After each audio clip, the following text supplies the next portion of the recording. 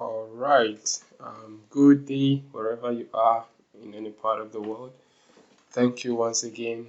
It's a pleasure to come to your way. My name is Emmanuel. You know I don't waste your time. We get right into it. So basically, I'm from the IoT world, um, representing the IoT Network Hub Africa, Ghana to be precise.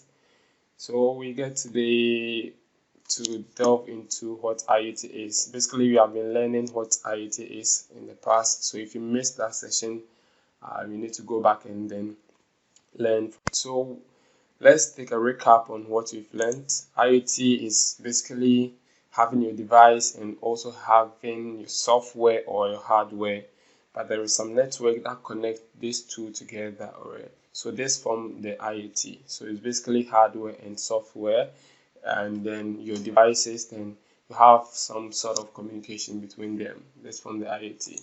So basically, you see IoT in all sectors nowadays. It's really growing, and we are all seeing it in all diverse areas in our part of the world. All right, so we see it in the health sector, we see it in the farming systems, which is agriculture, we see it in our society, which is the smart city systems. We see it probably everywhere. So we are being connected, and it's really growing. So there is a need to talk about it, right? So let's delve into it.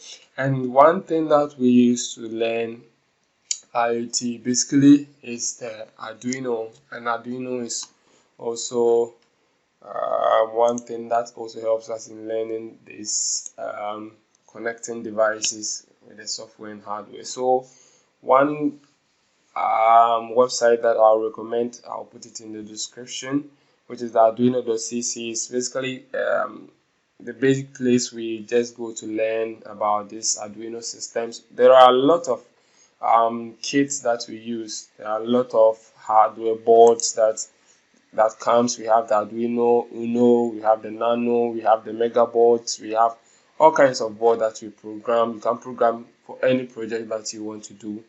All right, so we have here, you can also come and do all the things that you do on your laptop. You can do it online. You can have their documentations, you have their some of the examples in here, and pretty much the everything that you need to get started. But there is also one playground on the internet that you can also play with. But I like to show you what some people are also doing with the Arduino, connecting and then saving lives through these things that we are talking about. So I would like to go. The basis of this is just to use Python programming to program this Arduino boards. All right. So basically, what we all know is that you program boards using the C programming, which we use Arduino hardware and its software. Arduino comes with an IDE, which is the software that you can download and then use it. But now we are using Python to run our program so that we can compile it to the board. All right.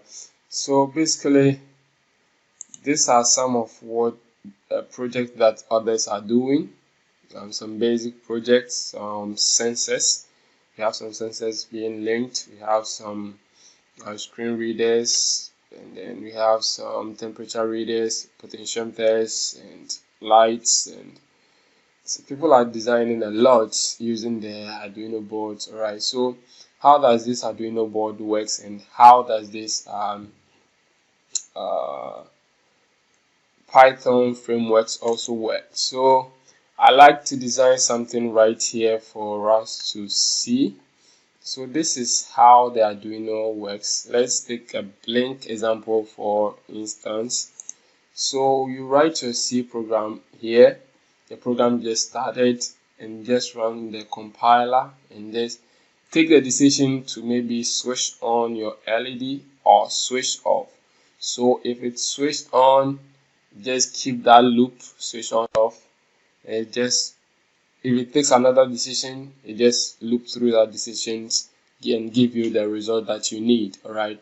So this is how the program works. But in Python, we can't just do that. We have to use a library which will serve as a protocol in order to compile our code to the board, right? So we can't write Python program just like that and compile to our board, but we just have to use a framework. You can use it, but it's quite tedious and you have to do a lot of stuff. But for this one, you don't have to do pretty much more work. So we use something called PyFormatter. PyFormatter is one of the tools that we use. It serves as a protocol, alright? So when you write a program, it serves as a protocol and then it just gets started. So it's pretty much the same way, but what this does is it will give you a protocol before the program starts and then run through your compiler for your program to run, alright? So that's how basically this also works. Alright, so you can have an online LED which you can program on. So these are some of the projects that they are doing online, and you can pretty do some of it. So let's start with some basic projects. I think the internet is really slow.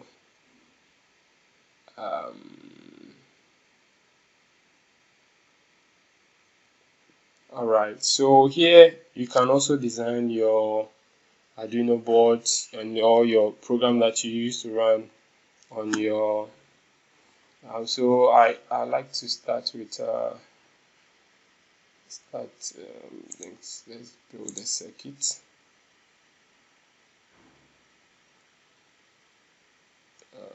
Let's build a circuit. I think the network is really bad right here.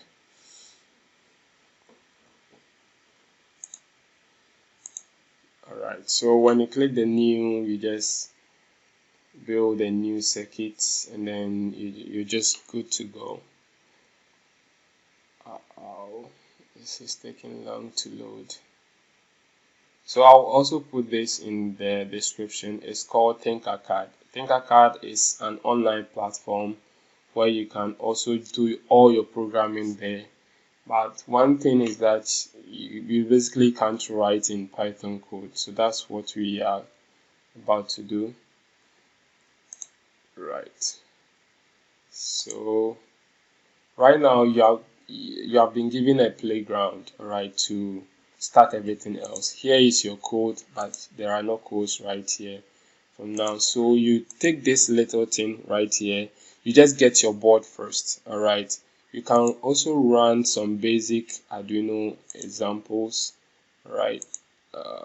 Let's take the board first. Arduino board. So we have our board here. You can just drag and drop. The network is really slow, so yeah, so you can just drag and drop, and then from there you can just also have some of the things that they have really done already, so you can just get rid of the templates. For faster, let's use the templates. Yeah. Alright, so when you use our templates right here, it just goes like what we learned from here. It just takes your decisions, your program, and this decide on what to do. Alright, so that's how this thing also works. So when you see this thing is disconnected, when you write your program, it just compiles to this board, which is the Artmega board, and it just read the code and it allocates the program. So if you write to maybe pin 2, it will just go directly to pin 2. Alright, so just go straight to. So here there's a built-in LED, or you can also join it. So here they are joining an LED to a ground, and just take the pin 13 to a resistor, and the resistor to the other leg of the LED. Right. So here is the code that they use, but this is a block code. But you can also switch it using this one, blocks. Then you just use the text. Continue. Now this is written in C program. Alright, but here we want to use Python program where we cannot use it just like that in here. So what we're gonna do is so let's just try and see how this thing works. Alright, so this is the C program. It just takes the input, alright, LED pin, which serves as an output here, and it just loop through. So this is the setup function, and this is the loop function. Oops.